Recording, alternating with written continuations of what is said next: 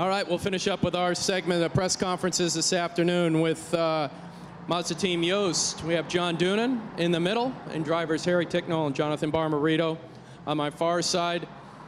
John, we'll start with you. Look back to Daytona, obviously quickest, broke records, obviously not the finish you guys wanted to have for the 55 and 77.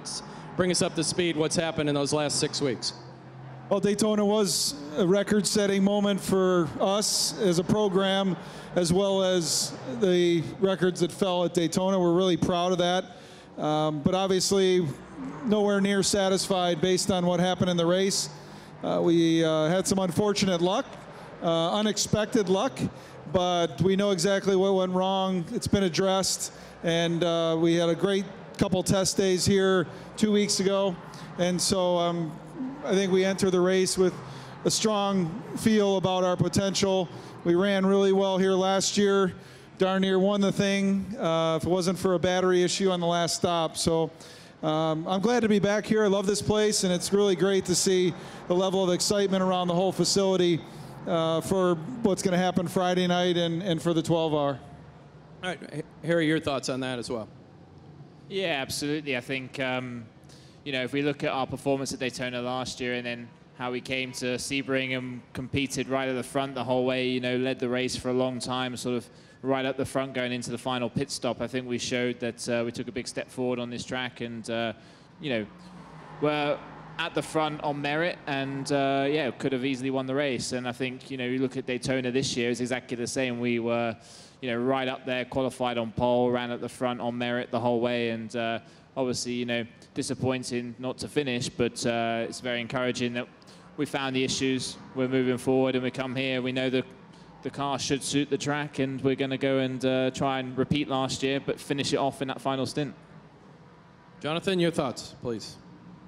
Yeah, the guys worked really hard on the cars between Daytona and now, and as John mentioned, we had really successful 2 days of testing. You know, this is a very tough race. We just have to execute the whole time. I feel like we have really quick race cars, great team, great group of drivers. We're all very confident and love this track. It's just, you know, it's putting it all together. There's a really stiff competition out there, and this track really is a true testament to man and machine living the whole 12 hours for sure. You guys feel that I know this is a different track than Daytona, but that same kind of speed that you had there can be found again and translated out here? Yeah, I guess from my standpoint, Multimatic has truly transformed the race car, and especially over the last 18 months or so, leading into the last year's campaign. And we did a significant amount of testing over the winter, and I think we really showed at Daytona we have the pace in the package. As Jonathan said, now it's about executing and putting all the pieces together. Plus these two clowns are doing Friday's race too. So in fact, all three of them in the 55 car are doing the 8-hour on Friday and the 12-hour on Saturday. So it's going to be a tough weekend. They got a lot to juggle between the Ford program with Multimatic and our program. So I hope they got a lot of sleep the last few weeks. And that was my next question for you two gentlemen. What has been your preparation coming into this weekend, and how are you going to manage that? Yeah, basically just in the gym like an absolute demon. Yeah, last few weeks especially. Luckily, we've been able to test at the track with both cars in the previous few weeks, so a little bit of a taster of how it's going to be jumping from one to the other. But as we know, Sebring probably the most physical track on the calendar with the bumps and with the intensity. So it's going to be you know, a challenge physically, but we certainly got no excuses in terms of not having enough track time by the time we get to the 12-hour race on Saturday. And you know, like John said, there's obviously Multimatic involvement between both programs. I think the Mazda's taken a huge step forward with them and with Team Joest over the winter, and so you know, we're as drivers very grateful that we can sort of are able to do both races, and it's certainly you know, a bit of a story, and hopefully we'll be on the top step of both of them. But you know, obviously Saturday is the one, the big one that we want to win. And, if we can do Friday as well, then that'll be a bonus. Jonathan, your thoughts on that as well, running in both?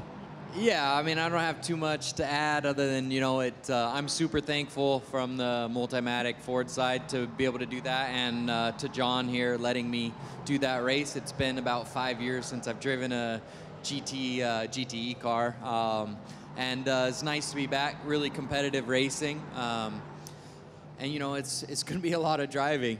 Usually you get to rest up and lay it all out there on Saturday for the 12-hour, but to do that on Friday and then turn around and do it again on Saturday, I think it'll be pretty fun, actually. It's super physical, but, once you put your helmet on, all that pain goes away, and as long as we're on that lead lap fighting, it won't be an issue.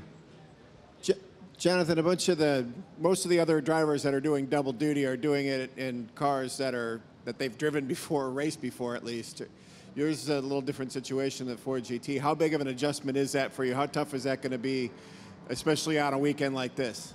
Yeah, the driving the car was a bit of an adjustment, but with Harry and Andy Prio kind of helping me along, looking at some data and video, I think I adjusted fairly quick to the different driving style. One of the biggest things is procedurally, in WEC compared to IMSA have a lot of different rules and regulations, how full course yellows are done, slow down zones, safety cars. You have to turn off the engine.